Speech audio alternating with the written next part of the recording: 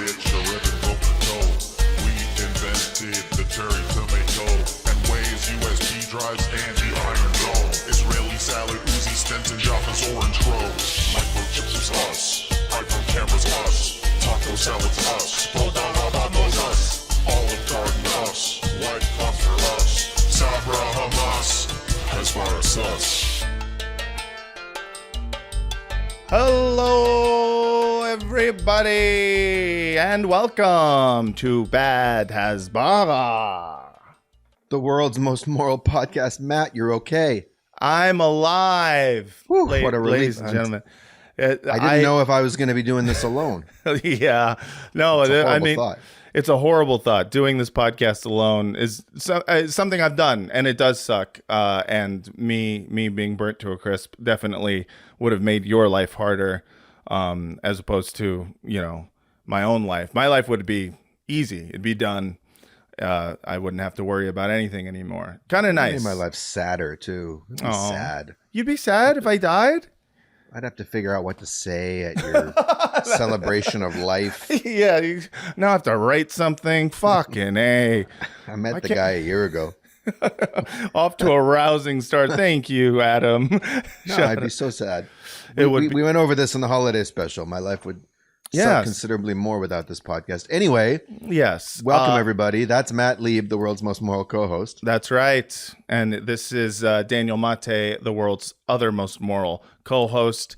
But you know that, don't you? Because you're all Patreon subscribers. That's right. You guys are special. You are the pay pigs. You are the ones who roll around in the high-class muck, the muck that is reserved for those with capital. And we thank you for that. So 5 stars in a review, blah, blah, blah, all of that shit. Do all of that if you haven't done it already. If you're wondering what's going on, why I am here, not in my usual studio, it's because I'm at an Airbnb because I was, me and my family, my wife and my child and my cat had to evacuate Los Angeles because the whole thing is burning to the fucking ground. It's crazy. It's wild. It is, I wish this was a show about local Los Angeles politics because I have a lot to say on how dysfunctional this fucking city is. And but instead it's about, Israeli propaganda. And that is also something that needs to be talked about. So would you have a way of saying that wouldn't make you sound like a reactionary right-winger who's just jumping on the fact that it's a Democratic-controlled city, or are you a reactionary right-winger?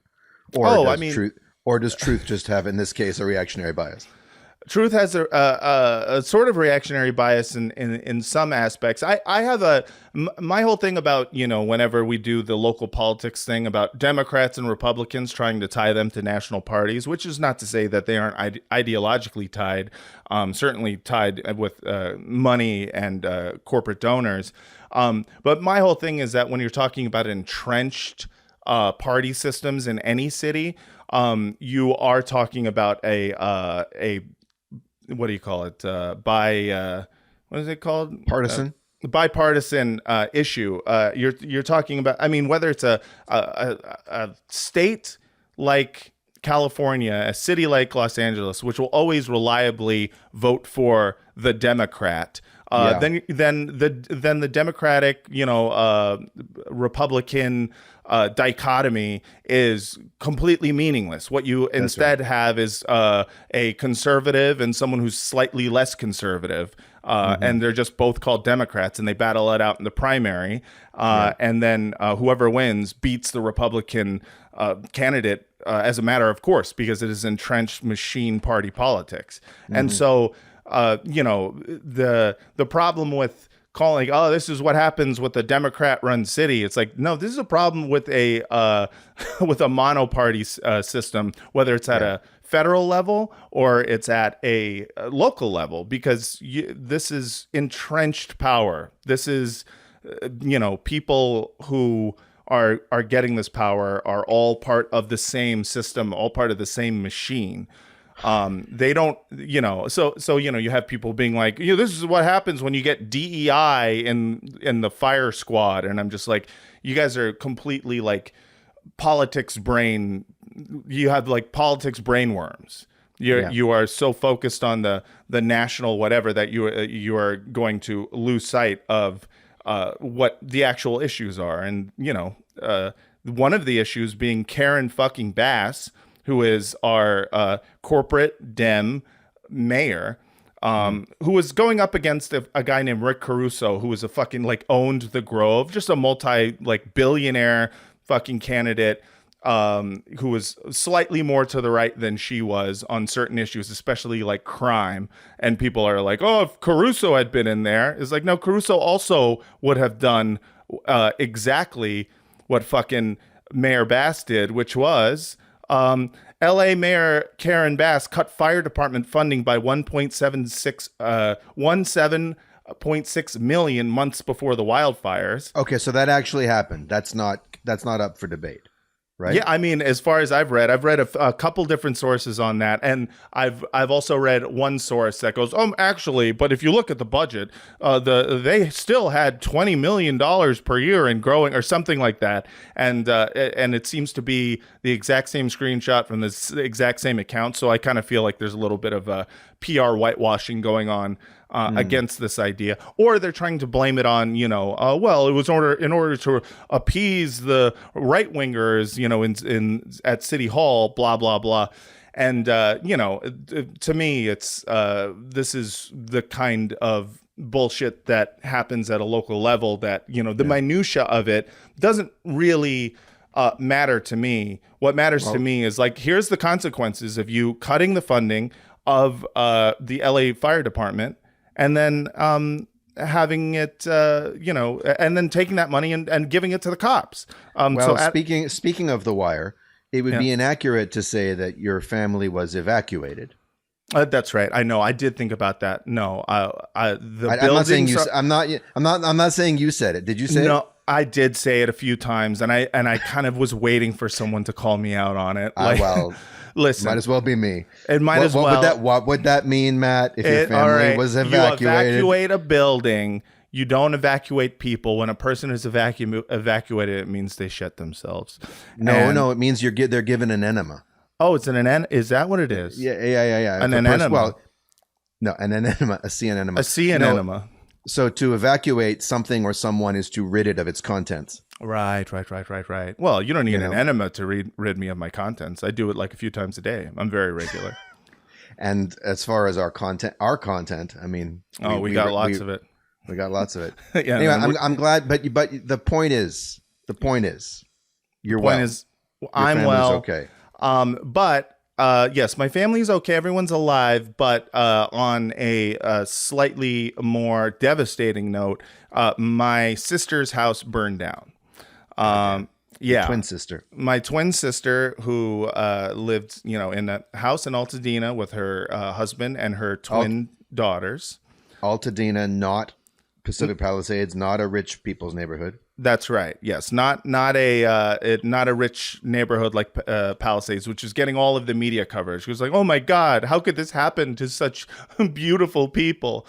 No, the Eaton Fire, which is just as big on the other side of the city that isn't fucking filled with a bunch of rich charter schools that used to be public schools until the neighborhood decided they didn't want any riffraff around.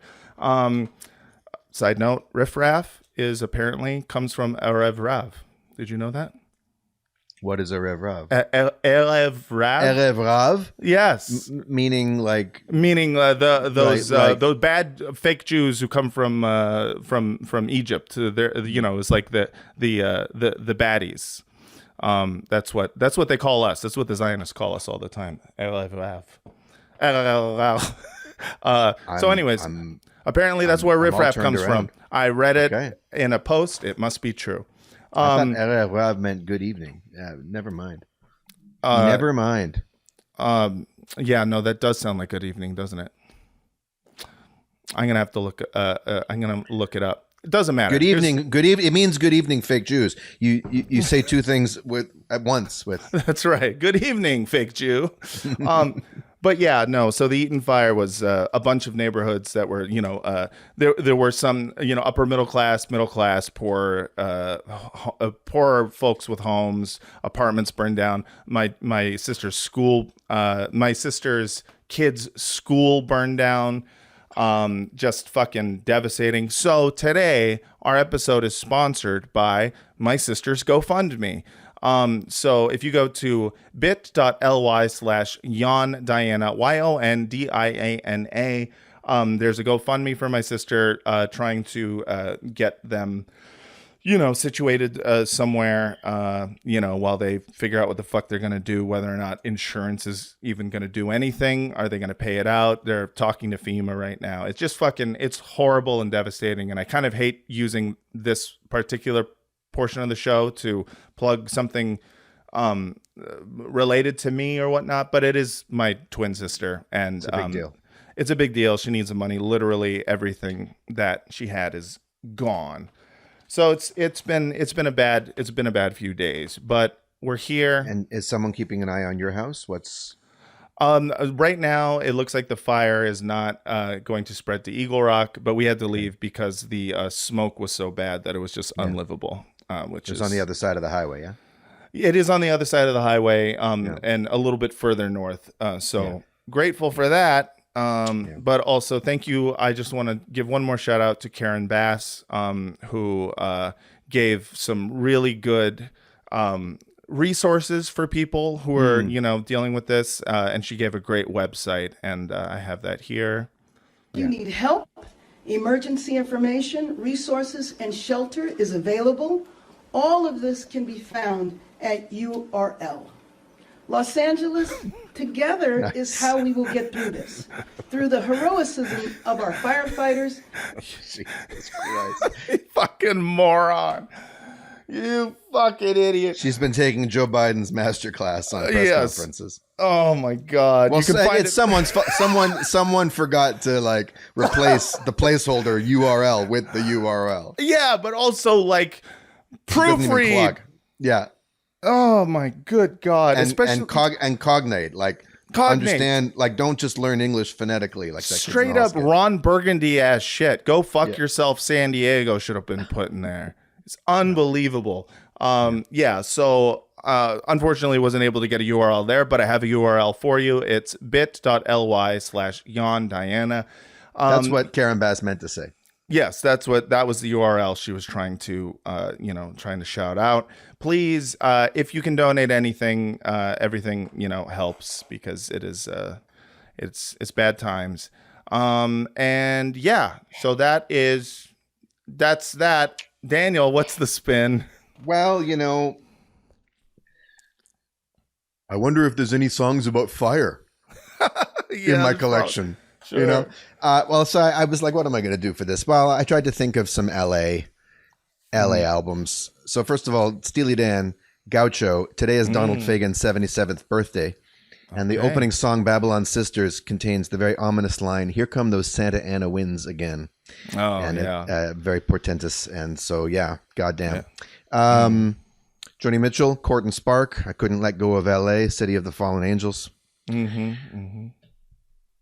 Machiavelli, Tupac, To Live and Die in LA. Hell yeah. Yeah. So, or To Live and Evacuate LA to Indio, California. That's right. At a cheap Airbnb.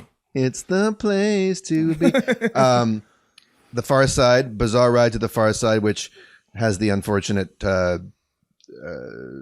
sort of chant at the end, West Coast, West Coast, West Coast is on fire. But I'm going to amend that and say we do need some water. Do not let the motherfucker burn. Do not let the motherfucker burn. In fact, we do need water. Try and then get this more water. This just arrived for me. It's a gospel album by the Stovall Sisters with the funk soul classic "Hang On In There," and that's what my message to you, Matt, and your whole family. Hang on in there, and all of LA, all my LA people, all of our lovely LA hogs. Yes. Shout out to all the LA hogs. LA hogs not getting burnt to a crisp. Yes, not getting turned into crispy bacon. Please stay strong out there to everyone who had to evacuate or who lost anything. Keep those pork skins moisturized. That's right. Please do. And so that's the spin. And today we have a very special guest on this episode of Bad Hasbara, someone who is a YouTuber. I don't know why I said it like that. A YouTuber He's on the YouTube. He's on the YouTube, just like us. But his videos are better. Ladies and gentlemen and everyone else, please welcome. He streams at URL. Shout out to producer Adam Levin. Shout out Adam Levin. Ladies and gentlemen, everyone else, please welcome Bad Empanada. Damn, I'm gigantic. Yeah. Well, I can make myself bigger. Check this out. Hold on. Hey. Okay, that helps. Hey, what's up? I don't feel singled out too much. Yeah. No, don't worry about I'm it. big and I'm red and man, You I look look like good. a conservative ranting in a car. Look at me. It was just a matter of time before we did a Bad Empanada, Bad Hasbara crossover. It's been years in the making, I'd say. It's been a year in the making. It's been, yes, month in the making. We both have bad in our, YouTube names, and yet we are both good. What do you make of that? Am I good? I don't know. I think you're good. Well, are you my bad? empanada is he's not supposed to be bad, like literally bad. It's like it's bad because it wears sunglasses and smokes cigarettes. Okay, that's Where did the name come from? I don't know. The worst idea I ever had in my life. Yeah, because I didn't think that I would want it. Like I thought that I would just like put a little thing on this, like a logo on the screen. Yeah. And that was going to be the logo. And then I like after like 2 videos, I got like I was having fun, so I bought a camera, and then I stopped doing that. And then like it's like, okay, I have the name and I have the logo already. Now I can't change them. I'm stuck with them forever. And now my name is Bad Empanada. Yeah, it's not just your logo; it's your name. Yeah, that's who you are, dog. That's who you've become. You're just making me want to change it more. No, don't change it. It's good. I like it because it makes me feel less. No alone one can be, like, at the end of the day, you shouldn't take anyone seriously. That's right. Like as a political commentator, if they go by anything but their actual name. Sure, but except you. Come on, give yourself. Yeah, some I'm credit. special. You're special. It's that Bad Empanada exceptionalism that we all believe in. Exactly. So I wanted to start off this episode with just a little fun Hasbara that I found. There's many ways that people are showing their support for those who are in peril. I'm showing support for my sister and her issues. People are showing support. This podcast often is trying to fundraise for different, Palestinian charities. But I often wonder, what are people doing to support the hostages, to bring the hostages home? And by hostages, I do mean, of course, exclusively the Israeli hostages.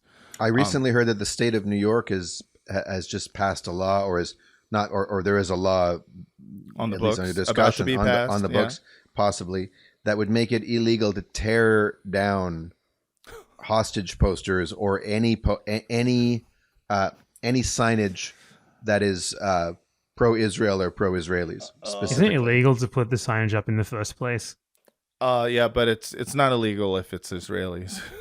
I don't know if you It know might that. be illegal to put it up, So but they once have to specify, but once like- it's up, tearing it down is grounds for death. I don't know. It's some kind of crazy law that's very, very geared towards protecting people who walk by signs on the Upper West Side. Yeah. So, well, that's good that they're doing that. But I found, What do you got?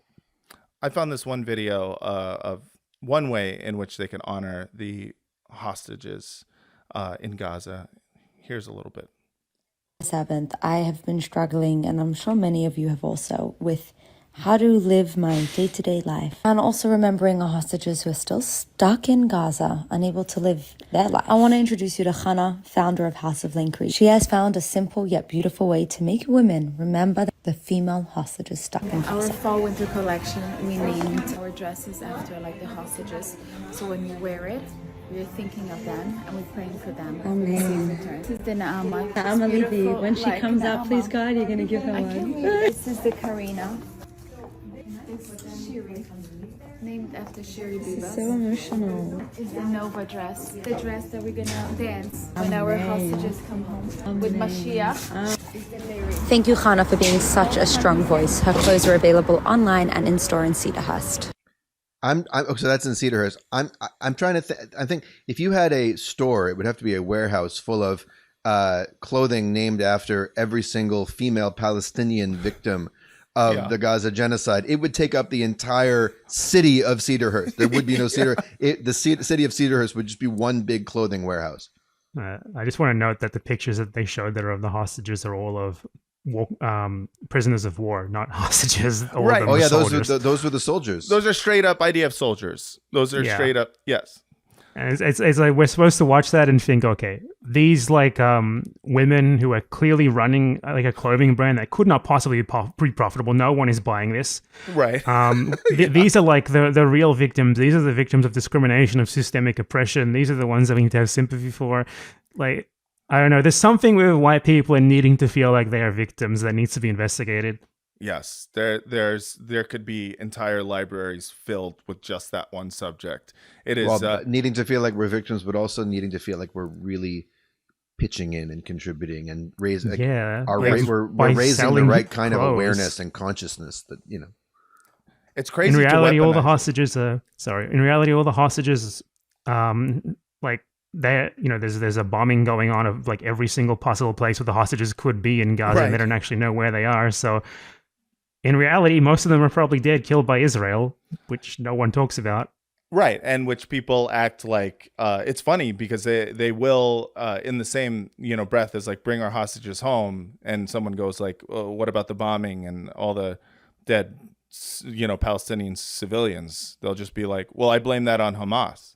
And then the bombing affects them as well. Right, like exactly. Everything affects, and even if they literally just said to the hostages, okay, you can leave, go, what are they going to do? They're going to run to the street and get shot by some random IDF soldiers who think they're Palestinians. No, that's already happened before. They just need to wave a white flag. Yeah, that doesn't work, unfortunately. That doesn't work. Yeah, nothing works. They just shoot them. Fuck. Have they tried 2 white flags?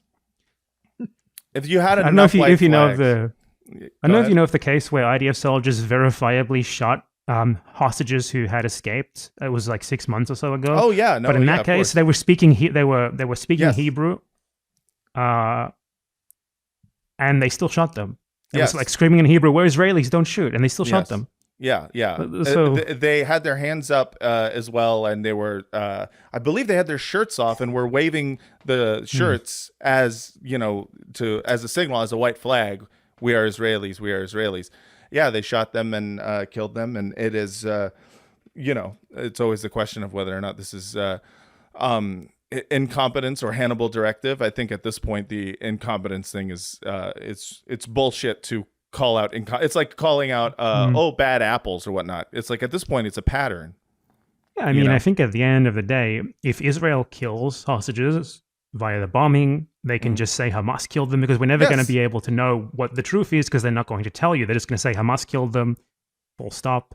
Yeah. And that's good for them, honestly. So why would they rescue them? Why would they make a deal for them? They're not going to do that. It's good for propaganda. They do not want the hostages back. They've made that abundantly clear. Well, any hostage that's survived this long must have some capo in them. Am I right? It's kind of suspicious to still be alive. In fact, you must be an enemy of the state if you can survive that long in a Hamas tunnel. You don't want those people back. You're joking, but I actually do believe that is sort of the thinking behind it a little bit. Just it's a country of Trumps. We prefer people who don't get caught. Yes, exactly. It's like, hey, if you love Israel so much, then why did you get caught by Hamas and hang out with them for so long? What did you guys talk about the whole time? Yeah. Were you talking about us? Did you talk about us? Were you talking shit? What'd you say about us? Yeah. Did you speak to the subhumans? Come on. Did you eat their food? Did you consort with them? Come on. That's disgusting. You lived amongst them. It's so. Yeah. What the crazy thing about that video too is I do love these are all clothing items specifically named after the female hostages. I do. I like that there's a little bit of just like random, like white feminist, like gender politics in there, where it's like, well, we thought we'd lift up like women voices, you know, like marginalized hostage voices.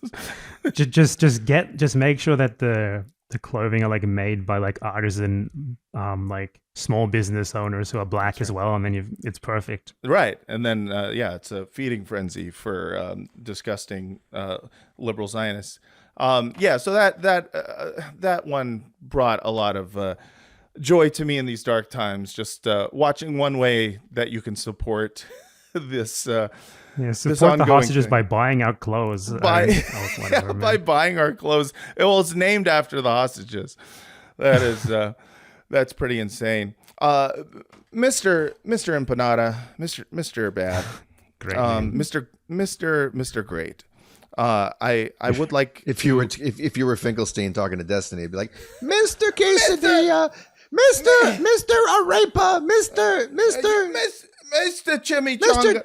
Mr. No, they have a long history of doing that. Like the people who like get angry at things I say have a long history of doing exactly that. So Oh, really? You're in the right territory. Yeah. Well, we won't do it then. But I do want to ask you about your history regarding the subject and regarding kind of the videos that you make.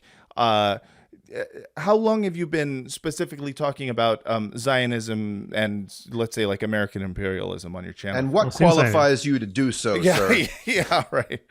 Where do you since get I made off? my channel, it would be like 6 years ago. I think I made it. Yeah, 6 almost years? 6 years ago. Yeah.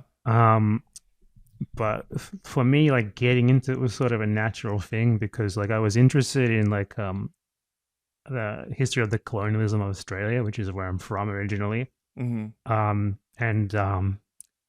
You know, learning about that, it's sort of once you start understanding it in one place, it's very easy to understand it everywhere else as well. And eventually I landed on, you know, looking into like Israel, Palestine, and I saw everything that I had already learned there, at least, you know, in its own different way sometimes, but it's all there. Same thing that happened to me when I looked into like Latin American history, which is what I initially like became sort of known for talking about before just not talking about it anymore because I feel like there's more important things going on right now. Sure. And what qualifies me? I don't know. I think what would qualify me would be the things that I make now. I would hope they would speak for themselves rather than like some shitty degree that I did. How long ago was it? Like 6-7 years ago? Mm-hmm. But I do have a bachelor's degree in history, which doesn't really count for anything. I don't think that qualifies anyone for anything. Yeah, no. I Daniel was joking when he asked you what qualifies. Yeah, no. I just wanted to clarify. You just wanted to clarify this.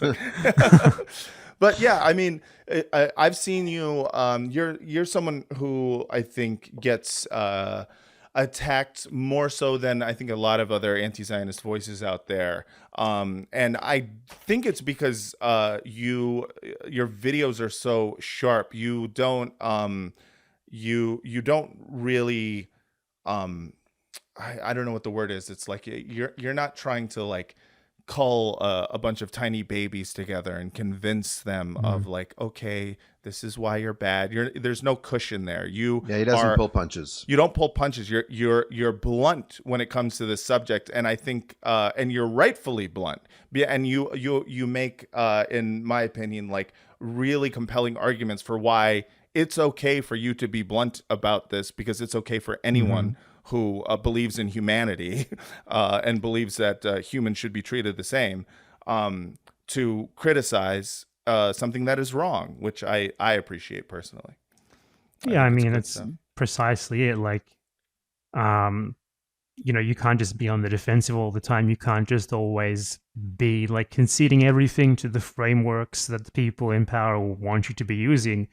Sometimes you just have to tell people straight up the truth without like 5 different disclaimers in the preface. And that's gotten me a lot of shit over the years, but I feel like now people are more open to it than they have been before, and it kind of took a genocide for them to get to that point. But yeah, at least that's something, I suppose. Yeah. I mean, listen, it is. There's nothing more disheartening than that being what it takes for people to listen. And then at the same time, you know, the fact that there are still holdouts there's nothing more infuriating than that. People who still are completely unwilling to examine this from any new angle based on new information, and that new information being video and after video even on of top of IDF that, soldier committing crimes. Yeah, and even on top of that, before this and also still currently during it, in a lot of cases, like pro-Palestinian people who wanted or who were in the mainstream had to like abide by Zionist frameworks, like liberal Zionism, constantly all the time. I mean, whether they had to or whether they chose to is an open question. You can't know what someone's thinking, what their motivations are. Sure. So I'm sure that the mainstream media incentives are there to help them out to choose. Mm-hmm. Choose wisely. Well, you can't just. But in fairness, though, I mean, those frameworks were constructed in the only democracy in the Middle East, so they're of a certain quality. Yes, high caliber framework. High caliber frameworks, crafted in a place where the desert once had not bloomed, if you can believe it, but then it did. So just needed the right people to get there. That's right. The correct people, ones with the correct average skin tone. Yes. Right. Exactly. It's a land for the right people without the right land, as they say. Mm-hmm. Mm-hmm. But yes, sorry. Go on. What were we talking about? I don't know, I kind of forgot. Me too. I forgot precisely what I was saying, but I think I was saying there's lots of people who get very angry at me when I respond to people who are considered pro-Palestinian, and I sort of dissect their overarching ideologies, because for me, those overarching ideologies are the problem. Because it's all well and good to say genocide is bad, the Israeli government is committing crimes, it's committing genocide. But ultimately, if you can't critique that on the terms that you should be really critiquing it if you want to get somewhere in the future, which is like what is causing this, colonialism, imperialism, Zionism, and all of the like the narrow spectrum of acceptable speech in the West that makes people terrified to even mention those words. So ultimately, this will keep happening, or things like it will keep happening elsewhere, unless we actually have the correct overarching understanding of why it's happening. So it's unfortunately, even if a lot of people's hearts are in the right places, we can speculate about the motivations, but we can't truly know them. Unfortunately, if all that they are capable of doing is saying Israel is committing crimes, like we need a ceasefire, this is a genocide, and they're not going to analyze or provide people with the analysis of how and why this is happening and how we can prevent it from happening again in the future, then in a way, they're ensuring that it happens again. Yeah. Is there ever... Go ahead, man. Oh, I was just going to say I completely agree. I completely agree with what you're saying there.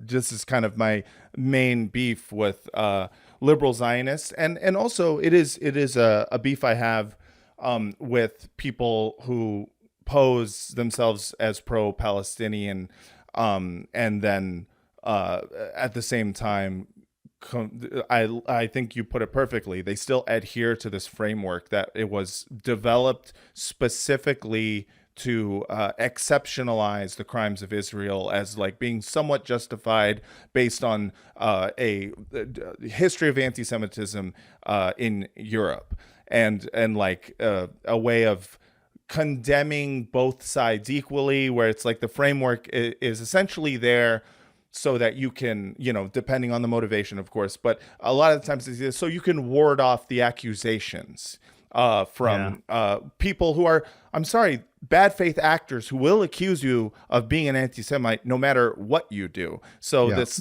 trying to thread this needle where you are constantly, saying, well, we do need to condemn Hamas before every interview.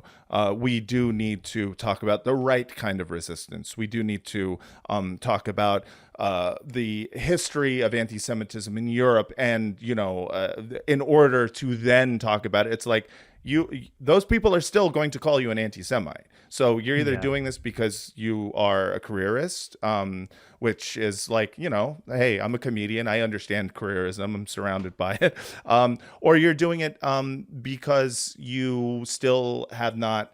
There's a part of your personal worldview that does believe that there is an exception that should be made, and I am not for that. Yeah. I mean, I think a lot of it has to do with Israel being sort of uniquely bad in the spectrum of Western allies, and they're also like it needs a unique amount of support to even exist from them. Yeah, You know, so Yeah. they need something extra to justify their support of it more than they would for, say, Saudi Arabia. sure. You know, Saudi Arabia is probably the second biggest Western ally in the Middle East, maybe in the world even, most important out of all of them. But, you know, they don't really need to do this, to have something like this for Saudi Arabia, because they just ignore it. You know, it's bad, but it's bad in a way where like it's bad to like migrant workers, people who are easy to ignore, to like women, something that you can only really recently people started talking about, and something that you can also like sort of something that you can sort of pay performative lip service to, as Saudi Arabia themselves have been doing recently. You know, the reformist prince who's going to fix everything. Yeah, It's his nice little MBS. profiles in the New York Times. Yeah. It's just that like He's gonna Saudi chop is it less all up they're and li- start again.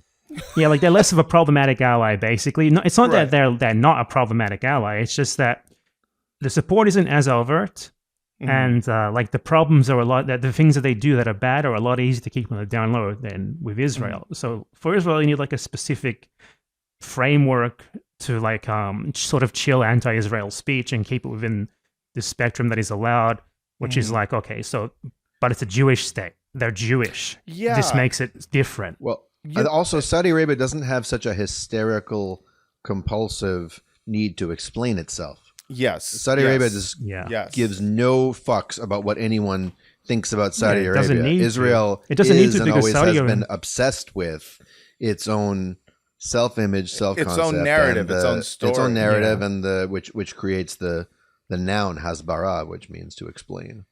Right. And I think that comes from Saudi Arabia is a regional power. It's in its own right. You know, it's way stronger Oh, than yeah. Israel. Yeah. It has way more economic leverage than Israel, so it doesn't need to do what Israel does, because if Israel lost the international support, it would be gone. You know, Saudi Arabia showed in the 70s and the 80s that if it gets slighted, it can do something to the West. If they don't, Yes. you know, it has real leverage over them. Israel Yeah. doesn't. You know, so Yeah. it has to do that sort of thing, and Saudi Arabia really doesn't need to. You don't think withholding the star of Wonder Woman 3 is Yeah, you leverage? I don't think that that's would a be a net threat? positive for the West.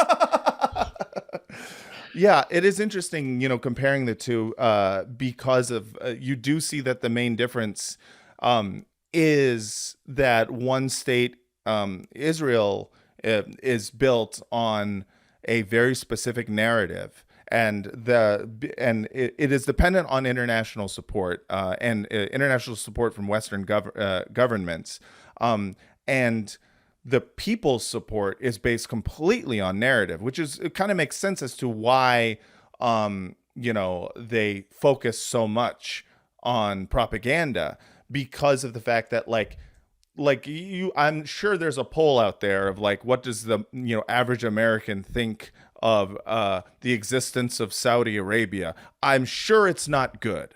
I'm sure most average Americans are just like, well, if they even know the difference between They Saudi probably Arabia, don't even know anything about it. they don't know anything about it. What they know about it is that it's got Arab in its name, so they're like, well, that can't be good. And you know, they probably vaguely have some idea about like 9/11, right? And yet they don't spend any time trying to explain themselves. They're doing a little PR push with MBS. Mohammed bin Salman was the crown prince, but you know, in general, they don't really give a fuck.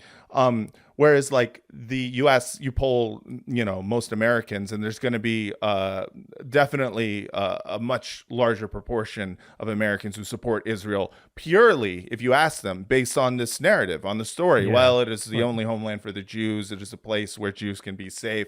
It is, you know, the reparations for the Holocaust, etc.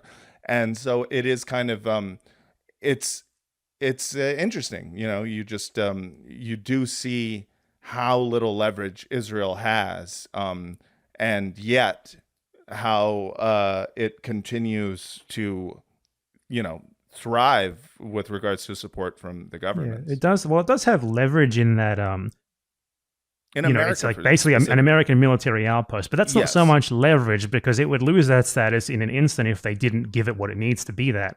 You right. know, Of course. Saudi Arabia has the oil; it's going to have the oil no matter what. It's also Right.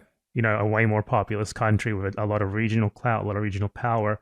Mhm. So like the comparison is it's like not even the same. Right. You know, like that's why when people are like, you know, you denounce Israel, why don't you denounce Saudi Arabia? Well, for one, it's not really the same thing, is it? Like the primary victims of Saudi Arabia are Saudis, if anything. Right. Right. And then like foreign workers as well.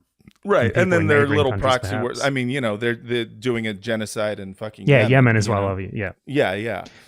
But I mean, you know, when people ask like, well, why don't you also, you know, I mean, it's completely bad faith. Why don't you also talk about other crimes in the world? Well, we do anyway. So Right? Yeah. It's like, yeah, you don't give a shit about that. You just want you just want a little bit of time taken away from everyone's day with regards to talking about Israel. That's what it is. Yeah. yeah. Yeah, it is. It's interesting. I you know, looking into that subject. Have you noticed? And Daniel, I hate that when I start talking about streamer stuff, I know part of you dies a little bit on the inside. Hey man, You're it's here. You're here I'm, for I'm me? here. Hell yeah. Let's talk but about it. Let's talk. Well, I just want. No, I'm just I know so little about it. So why don't I listen as if I might learn something? Okay. Yeah, I wouldn't. I would just cover your ears and wait. Yeah, it's all bad. But I just wanted to get your thoughts on like some of the figures who have popped up since October 7th who have come out as, you know, being either vehemently pro-Israel or willing to carry water for them, or just like liberal Zionists who got turned into just regular Zionists. There's been a lot of that. One who recently went after me because I hosted a streamer named Frogan is this guy Ethan Klein, and I I wanted to ask you your opinion on him just because I don't know if I know he's attacked you as well. Is that right? Mm-hmm. Yeah. He said that I am like a wanted sex criminal. He said At least you're he one. implied it. No, he like held up a fake tweet to the camera, like, "Look at this tweet. This is a real tweet. It was a fake tweet." I mean, better that Because, than about a year ago, I got unwanted sex criminal. yeah, about Yeah. a year ago, like there's like Nothing there was worse. this Zionist harassment group called Shirion. Mhm. It doesn't exist anymore, but they had, you know, it's just like a bunch of losers in a Telegram group, basically. It's like called 100 of them. Shirion, Yeah, Shirion Shirion, Collective. yeah. which I don't know which what that means means in which Hebrew. means songbook. Yeah. Okay, that's I a think weird it's- name.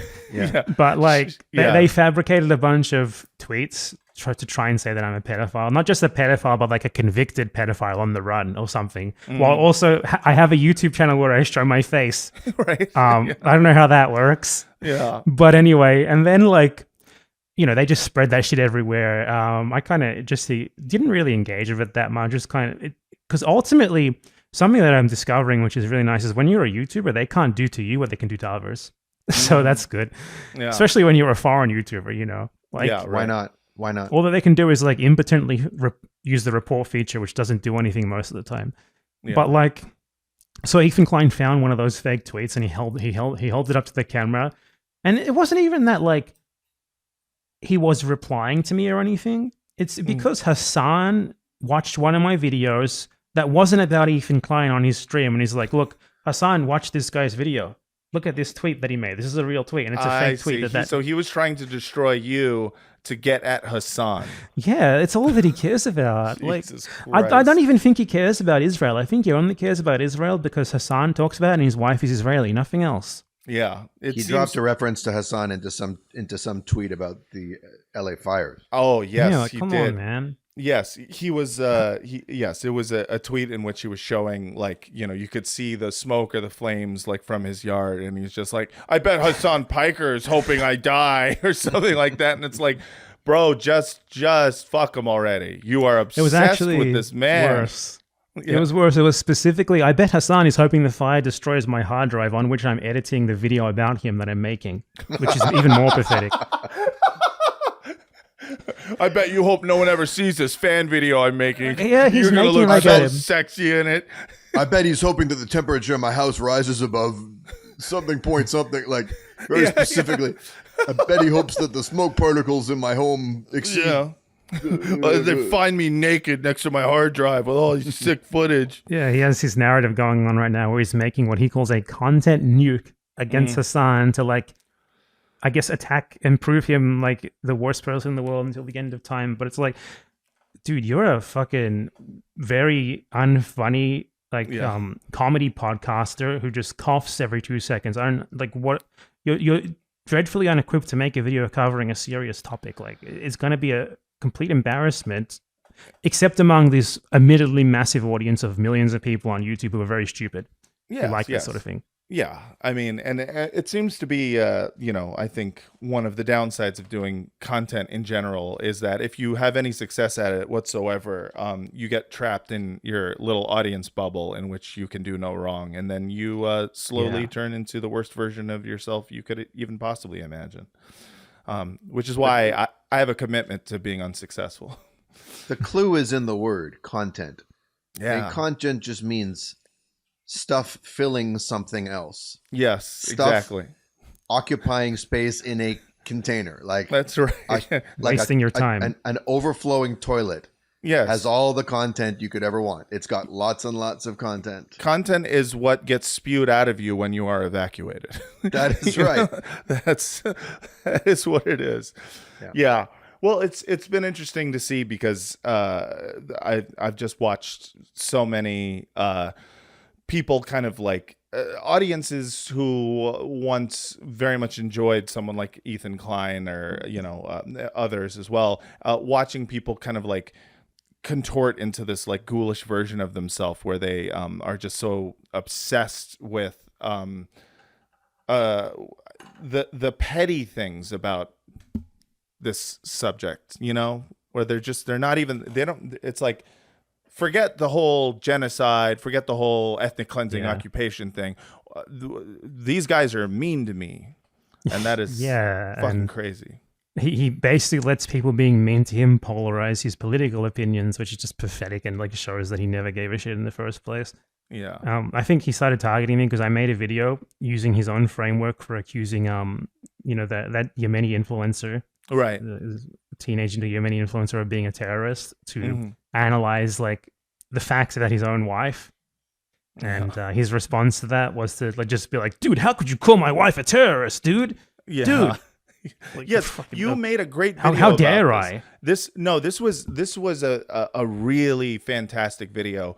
It was like part of when I was talking to Frogan, who was the streamer who Ethan has been attacking nonstop. You made a video in which you kind of like you compared who's a terrorist, either this Yemeni kid who is, he's purporting to be a Houthi terrorist, or his wife. and you were able to cut together all this like footage of like his wife admitting to wanting to, she had a desk job and she wanted to go into the West Bank and be a badass in Ramallah who did like nighttime raids. And it was great. It was really great. Yeah, I mean, precisely. Like, there's no evidence of this kid having done anything that can remotely be construed as terrorist. However, my wife, who went on a fucking raid in the internationally recognized occupied West Bank, that's not a terrorist. And how dare you say so? Yeah. And he's like, it's what you said about like the obsessive echo chamber of a fan base. His fans are like, I think once Hassan like showed a video where I like made a comment or saying that Hila Klein is a terrorist, and like. He didn't even respond to that part of the video. He just let him say that. He let him accuse Hila Klein of being a terrorist, and none of them even think to argue as to why she's not. Yeah, it's just how dare you? I mean, that is really the Israeli Israeli propaganda. How dare exemplified? How dare you? Yes, like you shouldn't be allowed to say that, but I'm not going to be able to tell you why. Yes, and that brings me to by the way, the phrase "How dare you," copyrighted by noted anti-Zionist Greta Thunberg. That's right. Exactly. That's right. Yes. Shout out to Greta, by the way. She's always out here doing cool shit. She turned out to be good.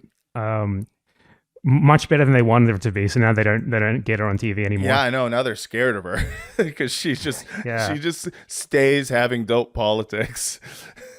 How dare you? Shame on you. I love her. It's funny. Like the one the one time recently where I have seen it featured in the mainstream media was the Georgia protests, because those do align with Western geopolitical interests, and they just ignore everything else that she's doing lately. That's amazing.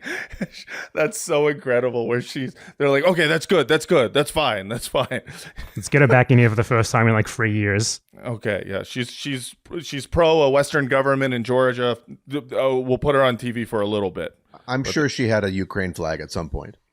Oh, I mean, you listen. I No, don't she, actually. wouldn't she be the kind that would be speaking out against Putin's invasion? I mean, she might be. I feel like an invasion. She's like everywhere. I mean, I don't think she even manages her own social media, to be honest, but she just like randomly shows up everywhere in the world at random protests. So yeah, she's busy. She's too busy for that stuff. Yeah. Right. Yeah. I shouldn't cast aspersions. I don't know. Yeah, I'm not sure, but I did want to go into this video that you did about. This is the thumbnail, which This is very upset. This is very upsetting to me. All right. See, here I was. Are Jews magical? So here I was, just walking around Brooklyn, having a great day, great week, as I do as a Jew in New York, just enjoying my casual magic, just, snapping my fingers and bagels sliced perfectly in front of me with no knife, just enjoying. I mean, it doesn't even feel like magic to me, quite honest, because I'm so used to it. It's just what I do as a Jew. And then this pops up on my phone, are Jews magical? And now I'm questioning it, and all of a sudden I can't. My magic powers, my spells aren't gone. working. My spells aren't working. Like.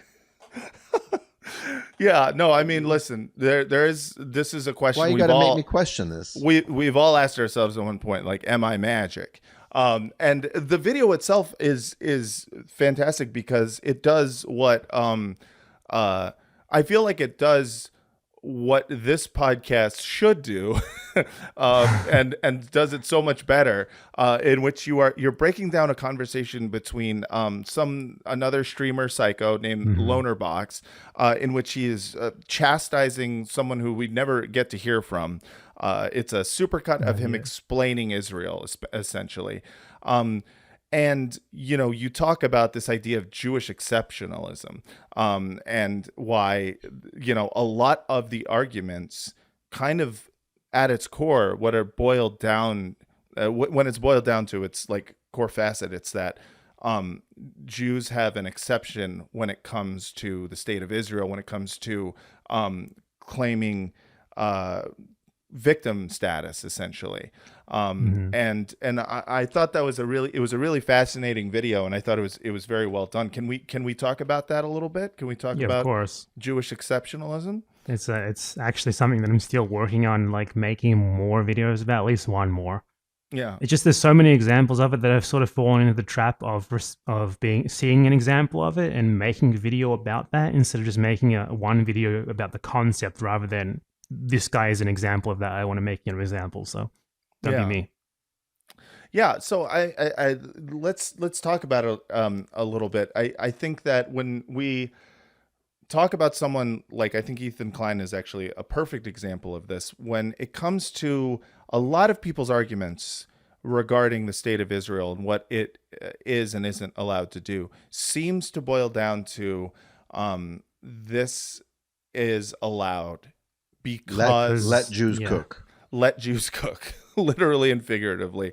Like, because of the history of anti-Semitism, there is a right that Jews have in the world to not only like claim the state of Israel as, claim Palestine, but that anything to protect it is warranted because of this history.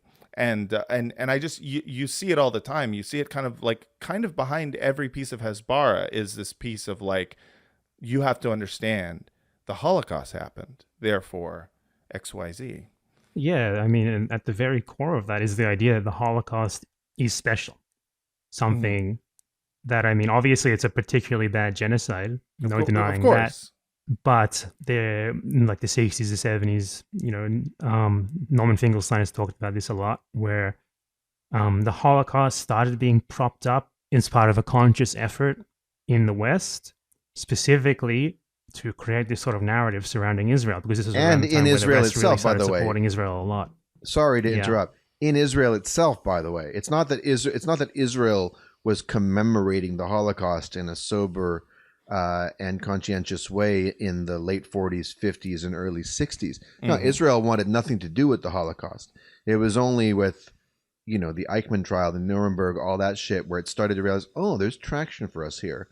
And then after 1967, it started to have narrative value, and now you start taking kids on trips to Poland and shit. But for a long time, Israel was embarrassed about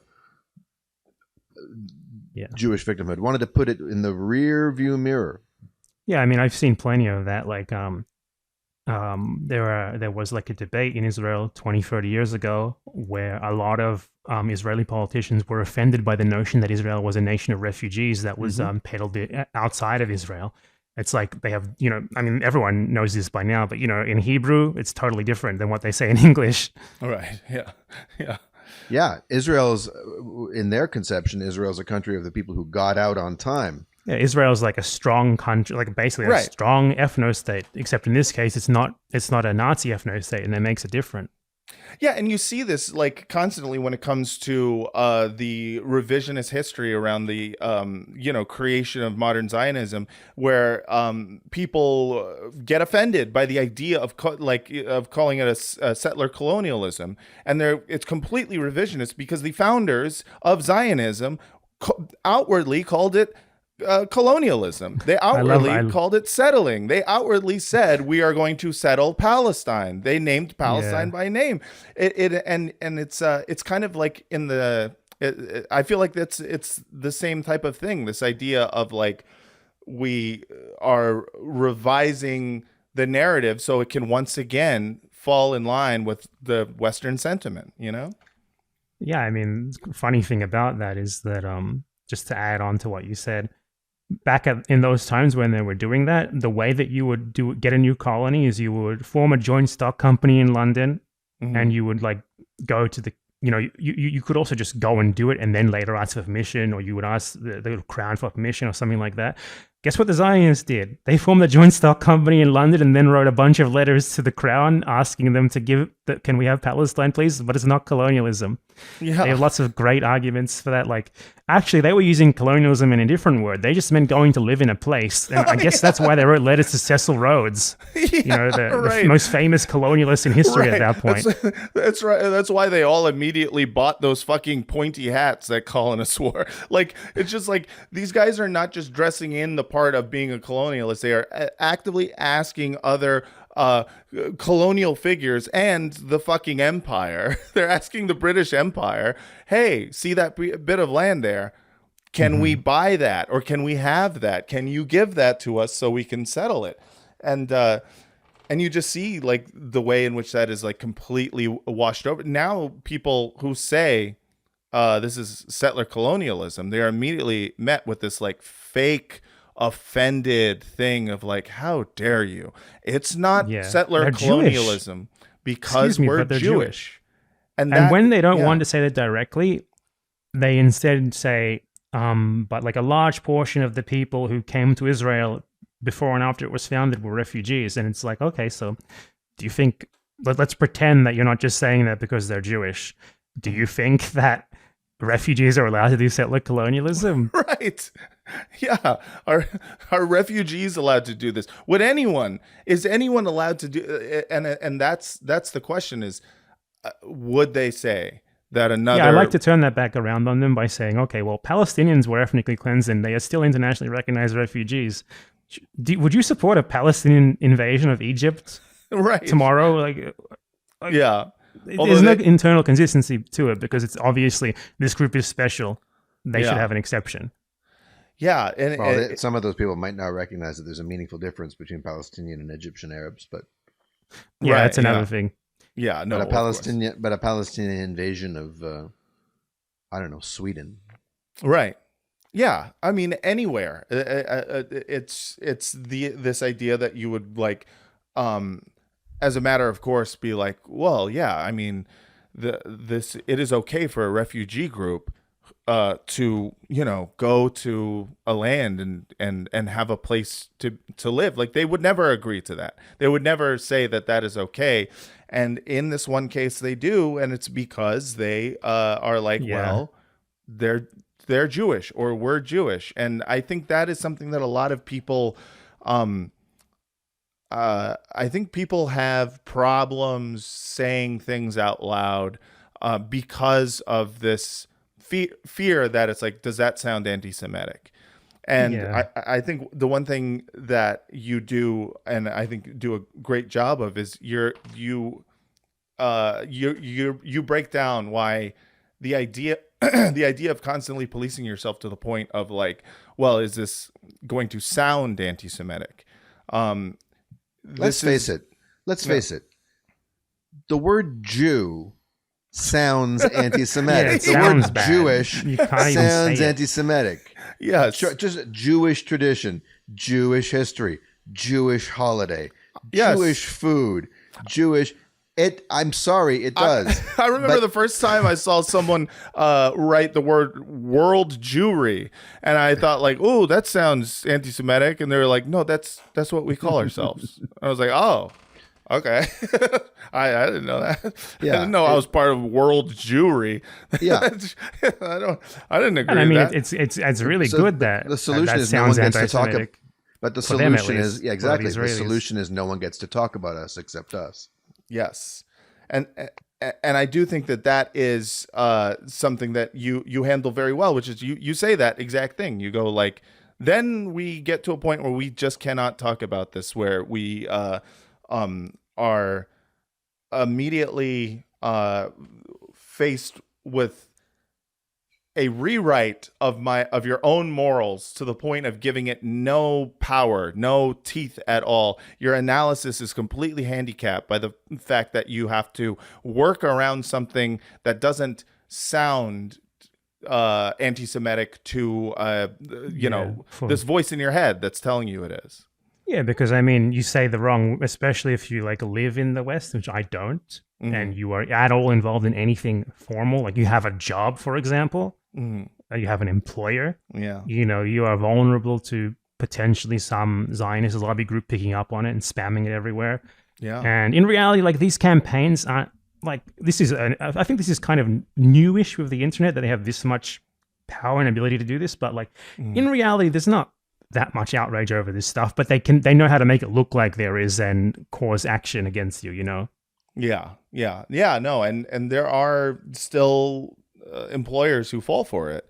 I mean, I had a former guest on this very show get called out by stopantisemitism.org, and they almost lost their job over it. They luckily were able to hold on, but the employer was like freaked out because of this, like what felt like a massive wave after wave of people saying, oh my God, you employ an anti-Semite. The fact that it still works is mind blowing to me, because I'm like, at this point, do you believe this? How can you believe any of these people? Look at the other tweets. Look at anything else that these psychos who are like, you employ an anti-Semite. Look at what they say about Palestine. Just go through their profiles. They are the most disgusting, genocidal freaks I've ever seen. How can you believe it? How dare you say that, actually? They're Jewish. That's right. I forgot. And half of them aren't. Like most of these are most Zionists aren't. Like I'd say like probably 95% of Zionists aren't even Jewish. They just want Israel to exist for Western imperialism. Yes. That's all. Yeah.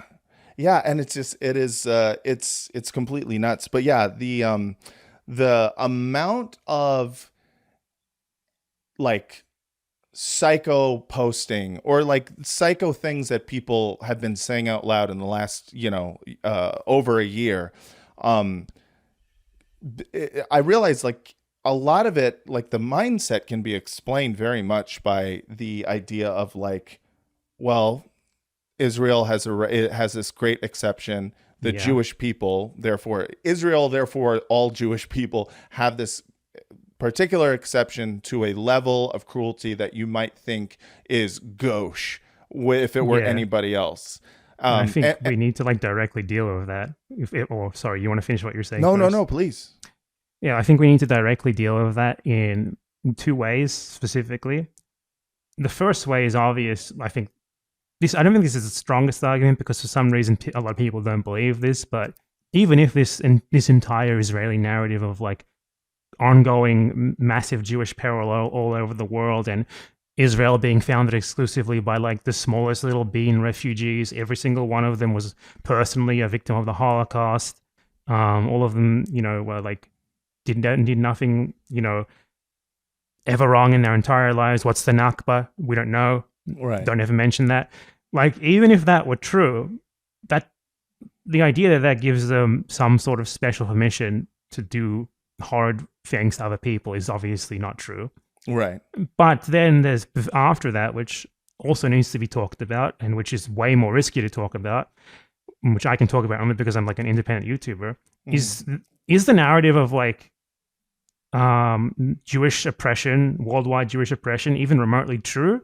Because isn't it possible that things have changed in the last 70 to 80 years? Yes. Whereby that's simply not the case anymore. Whereby what is the average Jewish person in the world? It's like you guys. Yeah. Relatively well off, socially accepted as white people in like Europe or the US or Canada or Australia or whatever, or England. Subject why do they say England isn't part of subject to stereotyping, distrust, kind of general resentment. I'm talking about at worst. I'm talking about the kinds of things that we're actually running the risk of. We're running the risk of people wondering what's up with those people. Right. I think the biggest risk is like it's more individualized hatred. Like people hate you as an individual more so than you being at like some sort of at all imminent risk of like systemic systemic yes. There's no job I can't get on account of being born Jewish. There's no school I can't get admitted into. There's no law firm I can't join anymore. And also it used to be the case. It used to be the case, but you said like you said the last 67 years. Right, and like that, the individualized oppression or oppression, the individualized like slights that you talk about, hostility, maybe hostility, suspicion, and whatnot, are no more worse or better than any other type of bigotry. That it is anti-Semitism being this exceptional bigotry, this idea of like. And in this case, we're not even talking about what I think the actual definition of anti-Semitism should be, which would be a systemic oppression. But it's hard to think of a single group that I would want to change places with as a Jew in North America. I mean, would you rather be gay? Just if you could only be one thing. If you could only be one thing.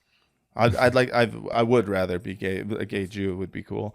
I mean, I'm saying if you could only be one thing, would you rather be gay or Jewish? Would you rather be trans or Jewish? Would you rather be black or Jewish? Would you rather be Hispanic or Jewish? Yes. Yeah. Like what's going to create a bumpier road for you? I agree with your point completely, but I just want to, for the record, say that you want to be gay, so go be gay. No one's stopping you, Matt. No. In fact, the hogs have been calling for it.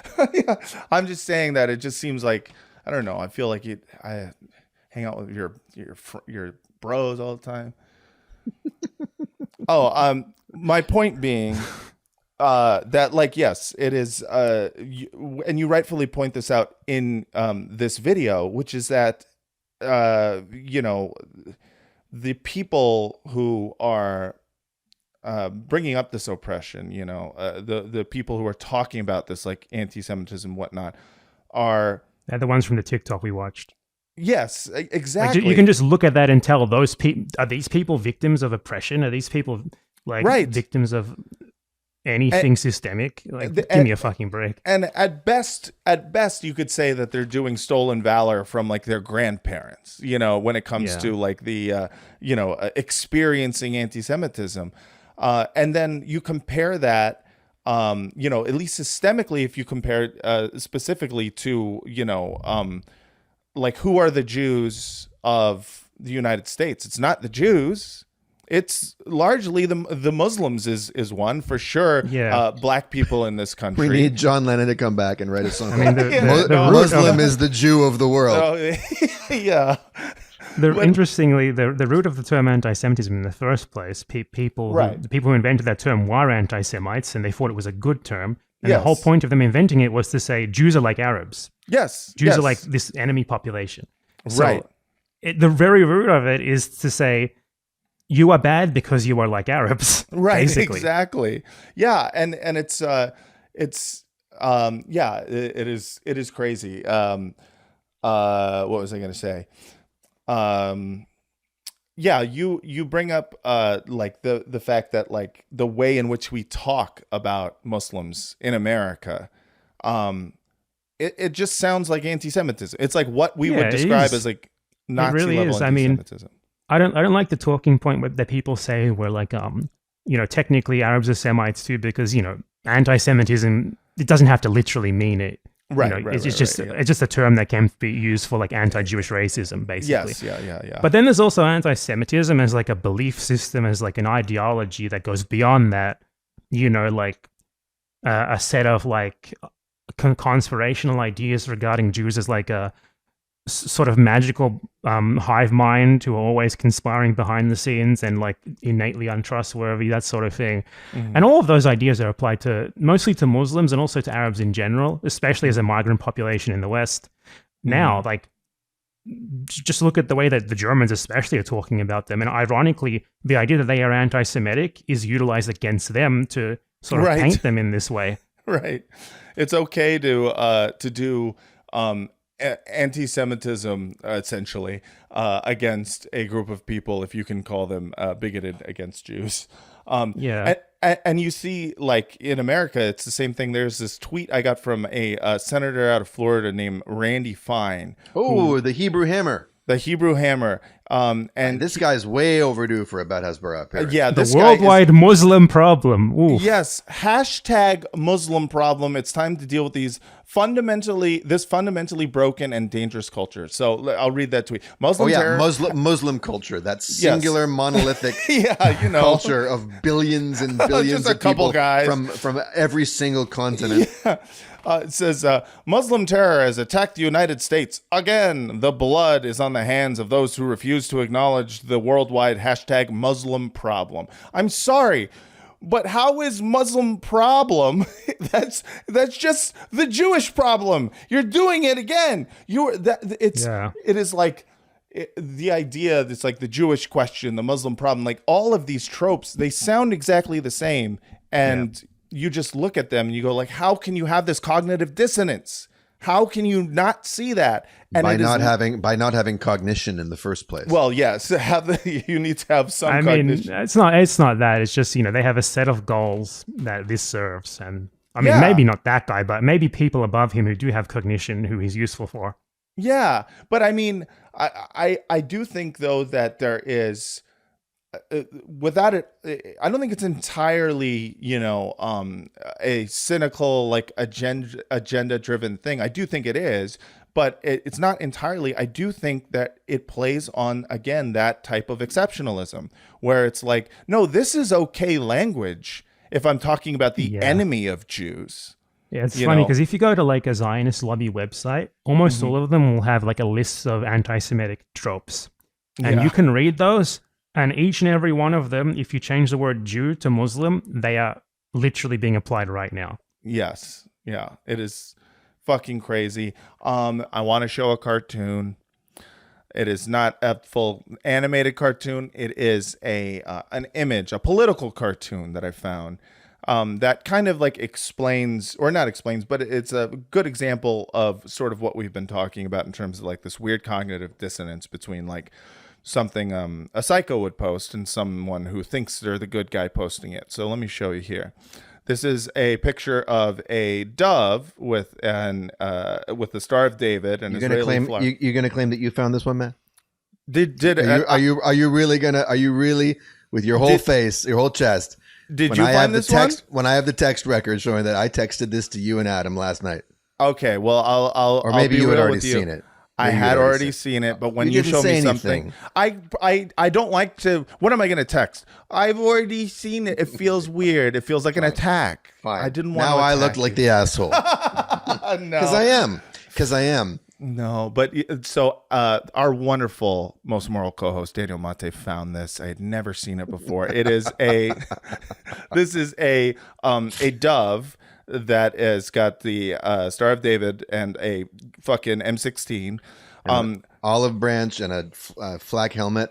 Yes, choking with its talons a small sort of hawkish bird. I don't know. Is that a parrot? Is that Iago from Aladdin? It looks like Iago from Aladdin. I don't think he's meant to be choking him, but that is the effect. He's kind of just holding him, and the little bird is like flailing around with a bloody knife, and it looks very. He's got a Palestinian flag on his chest. On his chest, and he's kind of just holding him, kind of like, "Whoa, there, little buddy." Yeah. Hey, what are calm you down doing there, buddy. Oh, Hey, and also the dove has stab wounds in him. He has like a few, but it doesn't seem to phase him. And the text says, "Not always the strongest is the aggressor, nor the weakest nor the weakest the one who is right." Yoda-ass syntax. Yeah, I mean, Jesus fucking. So it's admitting that Israel is much bigger and much stronger, Yes. and that You're it's not got gonna the imagine. Palestinians in its grip. Guess what this guy calls himself? I What? just googled it. Cartooning for peace. This does feel very peaceful. I love the part with where there's a dove in it, and the dove is Israel, Peace. as we know. Oh yeah. The dove Israel is a just wants peaceful peace, bird. you know. That's all Israel's wants ever peace. wanted. We You just did want peace on 90% of your land, please. Thank you. Yes, a piece of your land, so to speak. You did an interesting video on Palestinian collaborators, and one of the genres of Palestinian collaborators is the sort of Palestinians for Peace, John Aziz type. Yeah, exactly. That What does that peace model mean? of- They never answer that. Well, it means not war, bad empanada. It means that if you prefer war Just to give peace, up everything that's that bad. you want. Yes, Just give up everything, and then let's ask the same question about Ukraine. No. It means an end to all the fighting, and everyone can just stop fighting, and what do you call it? Submit. That's what peace is. Yeah, it's honestly abhorrent that when Hitler invaded Poland and then everything else, they were so against peace that they fought back against him. I can't believe it. That was insane of them to do. I didn't know that the Polish were so warmongery. Like, listen, this is 1939. You guys are supposed to be peaceful, and someone shows up to just get their piece of homeland back. Because let's be real, whose land is that? Is it really Poland's? That was made up by leftists in the 1800s. Poland's not real. Yeah, You know? Joseph Stalin actually made that up. If you didn't know. Exactly. Joseph Dude. Stalin and Arafat invented the idea of a Palestinian in order to make debate impossible. That's right. That's what they did. I've literally heard that argument. But like this cartoon is just so it's like not always the strongest is the aggressor, nor the weakest the one who is right. Just like this idea is just perfectly encapsulated, like distilled imperialism, and like just When has the strongest not been the aggressor? I'm actually yeah. I mean, generally the one who oppressor. is weaker doesn't attack because they know they'll lose. Right. Exactly. And it's like, and just because they're small doesn't mean they're right is I'm sorry, but like, are we at the point now where we're going to admit we're finally going to admit the power dynamic here? Like, this cartoon is perfect because it exists, in that mindset of the John Aziz type.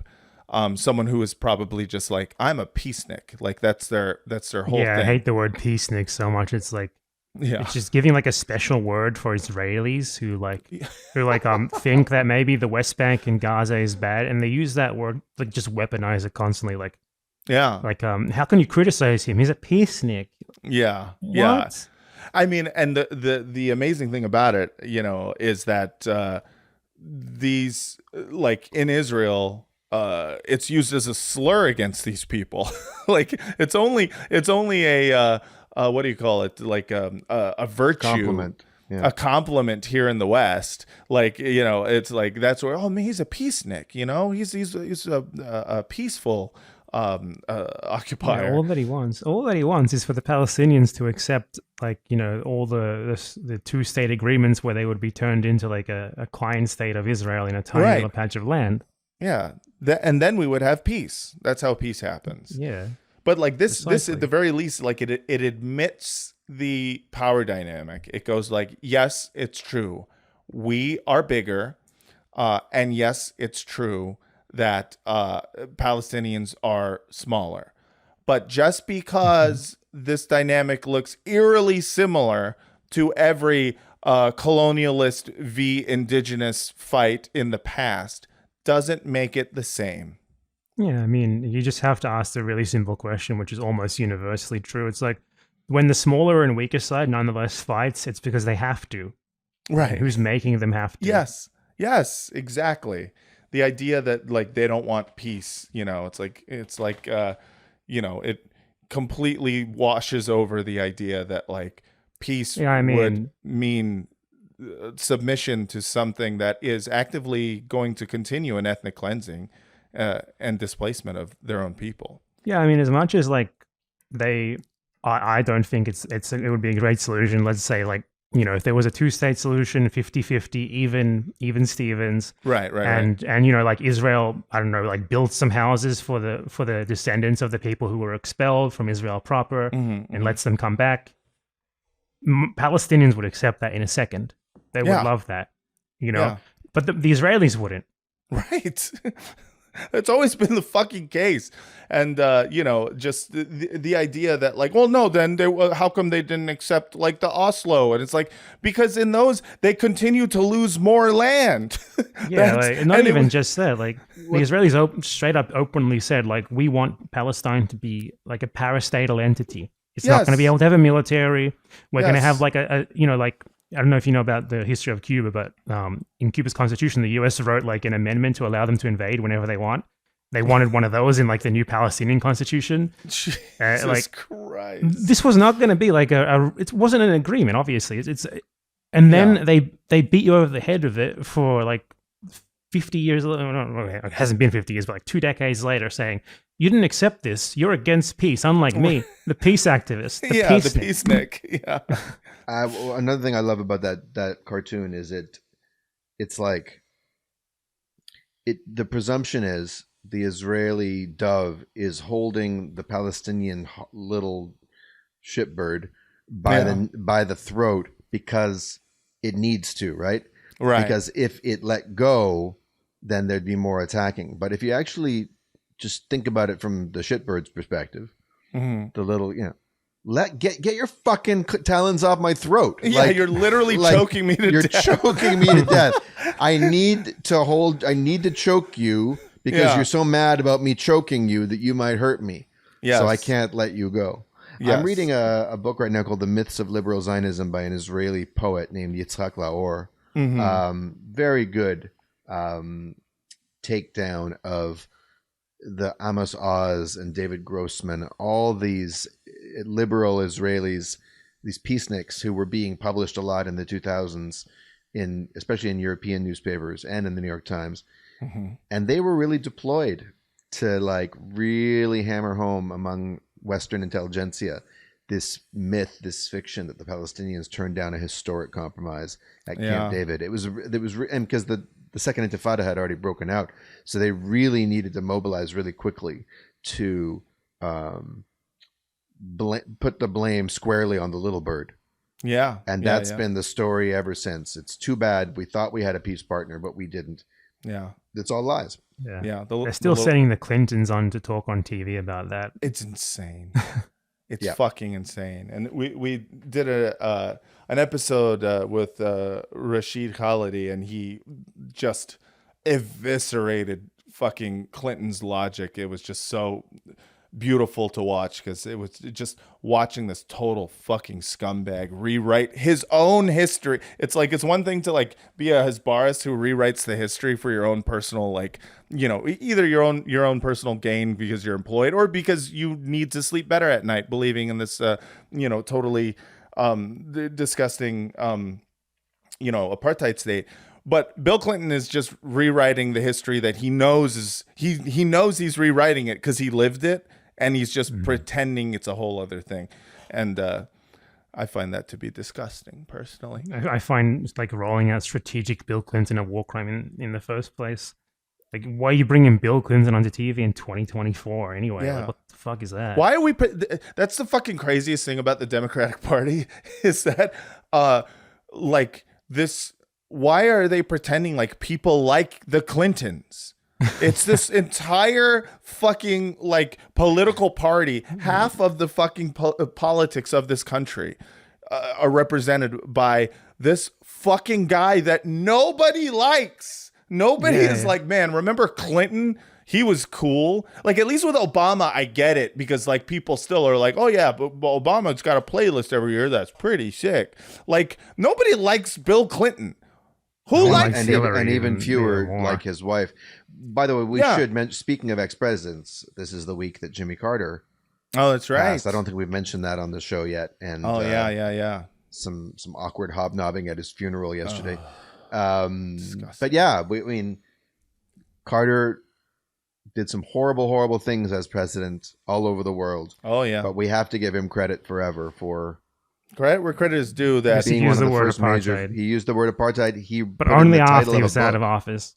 Right, of course. But even that, name another U.S. president who's done something honest with their time after. I will say the bar is obviously lowered, and it's low to a degree that, you know, I think is abhorrent. But the fact is that like we still to this day, at least in our government, cannot, you know, no one calls it what it is, which is an apartheid state. Nobody in the government calls it that. And so, you know, the fact that he did this before, I mean, it is still not fucking allowed. He did it a long time ago too. He did it in what, like 2008? 09? Yeah. 09, yeah.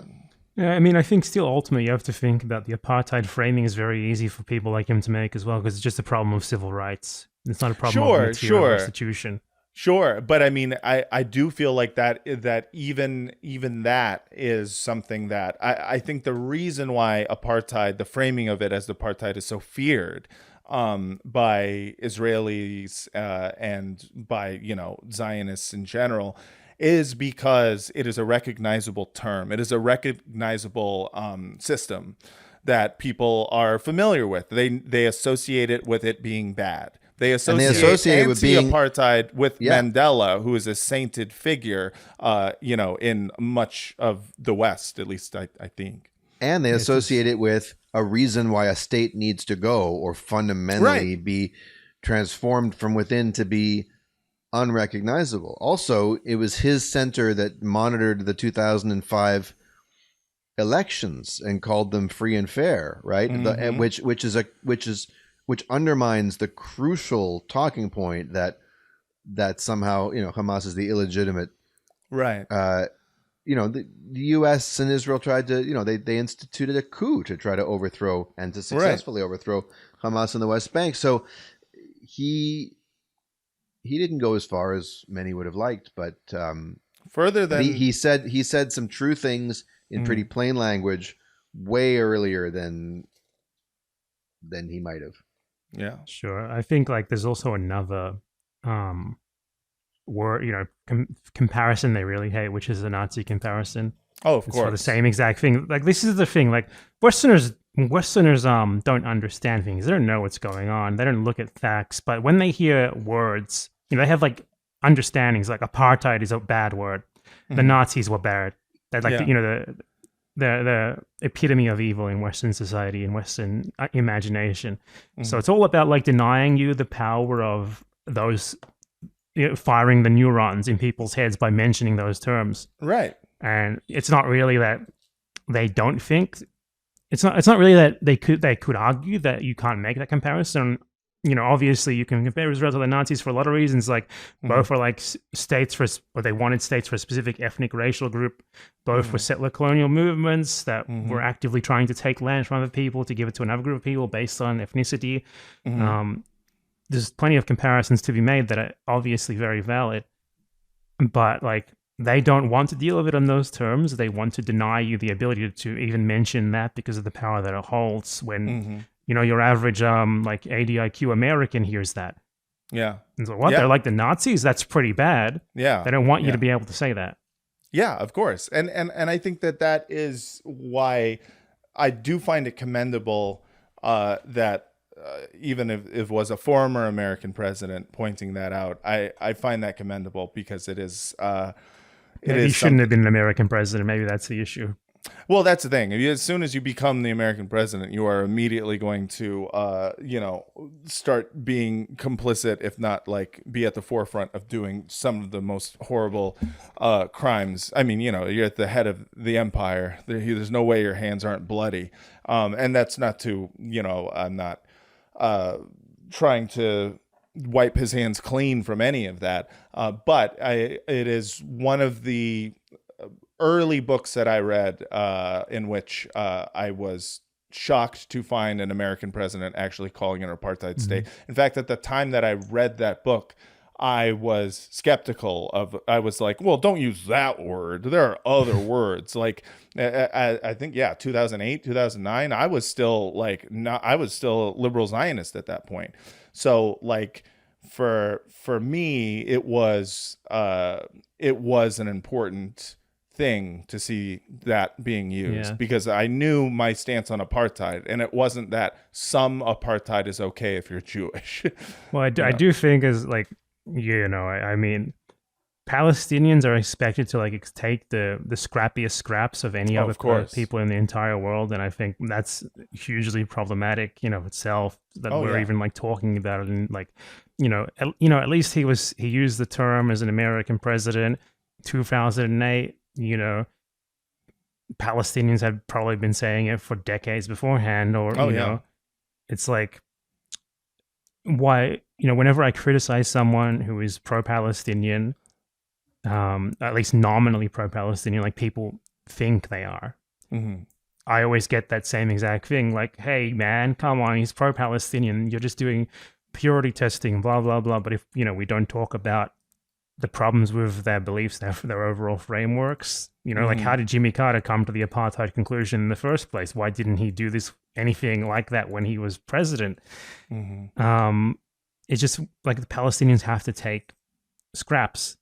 Yeah, they have to take ultimately they are forced into accepting things that we shouldn't be giving water to in the end. Right. Like even the apartheid framing is a framing of civil rights. It's the idea that all you have to do is change laws and everything is fixed. And we already have South Africa as the example of that not working because they changed the law. Black people are equal on paper. White people still own all the land, all the capital. Right. Yeah. Yeah. No, I mean, completely. I do think that obviously, it is problematic, the fact that like Palestinians do have to accept scraps. I think my own personal feeling around it is like a broader outlook when it comes to what is, necessary in order to end Israeli genocide, Israeli occupation, Israeli apartheid, end Israel, is to for America, which is its reason for being, without which it would not continue. For Americans in general to understand in words that they can understand what Israel actually is versus what the propaganda says it is. And that's why we need to burn America. No, shit. God damn it. Well, no. I think Westerners have the most power. I think Westerners have even more power than Palestinians themselves to fight against Israel, but they don't do it. And I think it's a question that needs to be asked why. Yes. Because in many cases, even, well-meaning people who do not like what is going down there at all, genuinely hate it. They hate Israel. If I told them I proposed solutions to Israel-Palestine, they would agree with all of them. Ultimately, they're not really willing to do anything about it, aside from Right. Maybe I mean, maybe like a cordoned off protest pre-organized with police. And it's important to ask the question of why that is. Yeah, I mean, I think part of it is also a level of like not knowing what to do. I mean, like for example, you know, I have this question all the time as to like what are we doing when I go to a protest? Well, right, Luigi Mangione was the first example that I've seen in a long time of people of seeing that there was a broader like, I don't know, like almost not a sigh of relief, but it was like you saw when that happened, the way and people said like, oh man, you know, that there is at least one thing you can do. Okay. But hold on. Yes. Getting everyone, the visceral hatred of health insurance CEOs is one thing. Name me one. Well, I'm not going to put you in this position where I ask you to name me one Israeli official we should kill. But try to, but just as a thought experiment. Let me help you here. The thing is, and think about what the predictable backlash would be. Well, I've used this specifically as an example because I don't think that the support would be anything like what it is for Mangione if someone did something like that against a visiting Israeli official or something. Right. And ultimately, I think it's because at the end of the day, at the end of the day, Americans have the most power to fight Israel, but why would they? Because what material incentive do they have to do that? Yes. And that's the sad reality of it. Yes. And that and I think that right there does you know, that right there is where a lot of people do land you know, on this issue, which is like there's only downside, there's no material gain for me, so why even do it? And you know, that is the sad reality. Yet at the same time, I am it's the reason why when I see, you know, these protests, as you know, as kind of kitschy as some of them can be, you know, I've participated in ones that I'm like, you're not going to get us all to sing this song. We don't know this song. What do we do? Like, how about do a song we know? It is, you know, as you say, it can be considered scraps, but I also consider it like more and more changing the narrative around, I think regular people's like vision or version of this narrative when it comes to Israel. And I do changing think the narrative is fine. You know, it's obviously, but that's something that you do over a very long period of time. Of course. What's happening right now has made things far more urgent, you know? Right, of course. It's like previously, before the Gaza genocide specifically began, what I would always argue is, you know, we need to slowly but surely change perceptions, put pressure on, as happened with South Africa, just with a better solution in the end. Right. But obviously it's a lot harder to do that. And now there's like this literal like urgent event going on. And it's like, we ask the question of what can we do specifically to fight this? In fact, the matter is, even if I was able to say on YouTube what that is, the reality is it would very few people would be willing to do it. I probably wouldn't even be willing to do it if I was American. Has there been any serious conversation about withholding taxes as long as Israel's funding Israel? I mean, as long as the U.S. is funding Israel, is there any movement? I mean, not that I've heard of it. Anyone who I've heard talking about a tax strike, it seems to. The U.S. state isn't funded by taxes anyway. It's funded by printing money. The U.S. has the global reserve currency, so it doesn't really matter. The taxes are just burning the money once it gets there to get it out of circulation. No, but I mean, you know, like whether or not people are paying taxes, I don't know whether or not it would have an effect. But I do know that like this idea of a mass movement to do something material, is you know, becomes harder and harder to envision because of the way in which, you know, people don't have this like generalized target. Like they know all of Israel, and that's it. And honestly, you know, as much as we've seen more and more voices of people who are against the genocide of Palestinian people, I still believe it's like far from a critical mass, and so it's interesting. It'll be interesting to see if anything changes within the next 12 months. But it just, I mean, you know, if I'm being pessimistic, I don't see that happening. But if I'm being optimistic, maybe you know, I don't know, something good, right? Yeah, I mean, if you ask me what to do about what is happening right now, I couldn't tell you. I mean, I could tell you certain things that you could do, but would they result in anything really changing? Honestly, probably not. As just as they would be. We're also in this limbo without, you know, just before the inauguration and not knowing. Oh, of Trump. Yeah. I mean, Trump's a fucking moron. If Yeah. Of course he is. Someone sit him down with like Barghouti or something, have a conversation, and instruct Barghouti beforehand to like tell him how good of a businessman he is and how smart he is. And next day he might just be pro-Palestine. You never know. We need to get a full West Bank flash mob in praise of Trump. Oh yeah, just let's try it. He's a genocidal maniac, but he's a very stupid genocidal maniac who is prone to doing things that you could never imagine from any other U.S. president, like visiting North Korea, for example. Right. Like people critiqued him on that, like Democrats critiqued him on that because you should never legitimize North Korea. While Trump is like, I'm a negotiator, I'm a millionaire, I'm a great businessman. Let's negotiate with the enemy. Let's check what they have to say. You know, at least he left there going just like, I'm not even sure why we're enemies. I don't really understand this whole being. I mean, he literally said he fell in love with Kim. Like that's kind of what he said about Obama after the Carter funeral. He's like, I think we got along. It looked like we got along. I watched the video of us. I watched that. I watched the same video you did. It looks like we get along. Maybe we do get along. Maybe we do like each other. Maybe we're friends. Maybe we're friends. Maybe I like the guy. Are we best friends? Are we in love?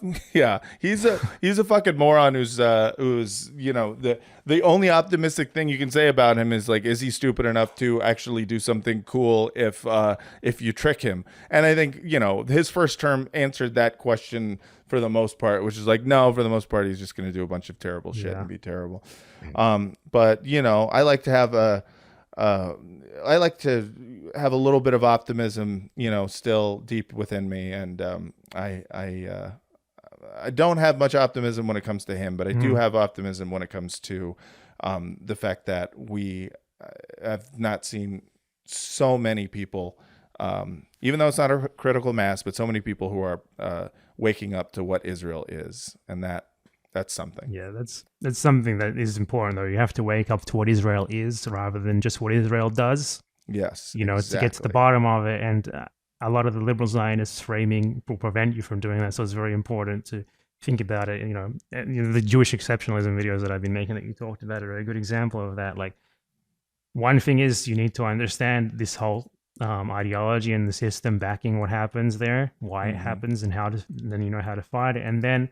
Also, the more people who like think about it in these terms, the more people who say, you know, what, you want to call me anti-Semitic? Fuck off, man. It's a fucking joke. Rather than being like, no, I'm not anti-Semitic. Here's all the times I said good things about Jews. The more and more people do that, like, the better chance you have of reaching a critical mass where that shit has no power anymore. Yeah. Where, you know, you sort of force them into moving more towards your position, regardless of how much power they have relative to you, because, you know, the more people who think something, the more pressure you're able to put on them. Right. And I just think that, like, a lot of the people, bless their hearts, as nice as they are, who are like, this is genocide. Like Mehdi Hassan, for example, is a great example. He's a great debater. He's like a brilliant to throw at like Zionists and just have them lose their fucking minds about him, because, you know, he has a great memory. He can remember like a million different things that Israel has done and throw them out at them, and they don't know how to respond. Right. But ultimately, like, he still supports the existence of Israel. He would never say he doesn't. He's still going to say, I love this hostage pin. Look at it. I'm happy to put it on my suit. Yeah, I'll wear it. Yes. But I'm not going to tell you what it represents. I'm not going to tell you why it exists in the first place. Yes. And ultimately, as useful as I think he has been, we have to think about, what if we all fought like him? What would be the end result here? The end result would be a Palestinian Bantustan. Yeah. That's the fact of it. And like, we need to move beyond that. And like, well, that's why I don't hate Mehdi Hassan. I don't think he's a bad person, you know, but I think he definitely is incentivized to not realize things that he probably should have realized by now, you know. Well, if we need him, then we certainly need you too. So thank you for doing what you do. for making sure that not everyone is, buying into the hegemonic frameworks of the system that needs to be dismantled. And thank you for coming on our little podcast. Thanks, and no problem, though. I doubt my effectiveness really at all. Well, I mean, if it reached you guys, maybe it is at least reaching some more people, and they're saying, hey, I've noticed, because I think the Jewish exceptionalism thing, everyone notices it, but they don't really know how to describe it, or they're scared to. Right. Or if once you describe it to them, they're like, oh man, I know what that is. I feel this whenever I open my mouth to talk. Yeah, and I do think the way in which you frame it is also good, because there are tons of people who, when they don't know how to describe it, they can easily fall into some of the like more batshit fucking actual anti-Semitic conspiracy theories about fucking everything. Precisely. And like those those people are I don't think start out as anti-Semites. I think they become them because they are it's like vulnerable, and then the only people who are talking about it are fucking psychopaths. Those people are Jewish exceptionalists of a different kind. They take exception to Jews. Right. Yeah. Yes. And it's also like they think that Jews have magical powers, like because obviously like 20 million Jews in the world, maybe 15, 20 million, they would need to have magical powers to be able to control all of the shit that they're said to control. So it's like it's just like the opposite thing, like innately oppressed versus innately like powerful. Yes, exactly, and that and you point that out as well in the video beautifully, and yeah, it's great, and I do think it does a service, because also if I didn't think that, then I don't know if I would do this podcast either. I think it does something. At the very least, it was very entertaining watching you take down Ethan Klein. At the very least, you could always say to someone, "I'm Jewish." And you win automatically according to their beliefs. Yeah, exactly. Yeah, at the very least, I can do that, and it'll be fun. Bad Empanada, thank you so much for coming on the podcast. The channel is called Bad Empanada. There will be a link in the description of this episode. Please check out some of these videos. They're really fantastic. Thanks again for coming on. No problem. Thank you for having me on. Absolutely. And thank you all for listening / watching out there in podcast land. I don't know. Thanks for being patrons. Thank you for being patrons. Thank you for being here with us, giving you the exclusive slop for you disgusting fucking swine. I'm sorry. I went dark. I love you guys. I talk about my fans. No, yeah, yours are great. Patreon.com/badhasbara. You already know. badhasbara@gmail.com for all your questions, comments, and concerns. All right, everyone. Thanks again so much for listening. And until next time, from the river to the sea. Ain't no empanada as bad as he. Hey. Push-ups was us. Krav Maga us. All